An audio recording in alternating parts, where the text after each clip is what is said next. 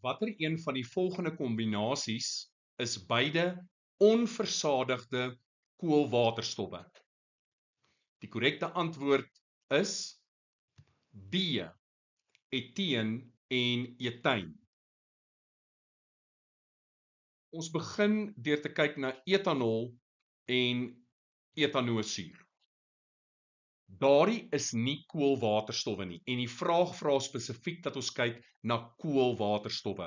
Onthou, 'n koolwaterstof bevat slegs koolstofatome en waterstofatome.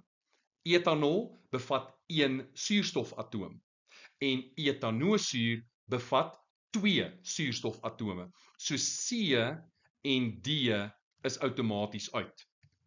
Nou kom ons kyk verder. Etaan. Dit is 'n versadigde alkaan. Daar's slegs enkelbindings tussen die koolstofatome. So A is uit, C is dubbel uit. En gevolglik is die enigste opsie wat oorbly eteen en etyn. Beide is onversadig en beide is koolwaterstowwe. Nou, interessantheidshalwe. Is etanol en etanoosuur versadig of onversadig? As dit kom by versadigheid, kyk ons slegs na die bindings tussen die koolstofatome. So in die geval van etanol is daar slegs die 2 koolstofatome, met ander woorde daar slegs 1 binding en daai binding is 'n enkelbinding. Met ander woorde, etanol is versadig. Kom ons kyk na etanoosuur.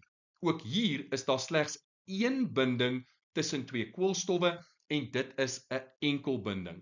So al is daar 'n dubbelbinding teenwoordig tussen die koolstof en die suurstof binne etanoosuur, is dit nie die bepalende faktor as dit kom by versadigheid nie.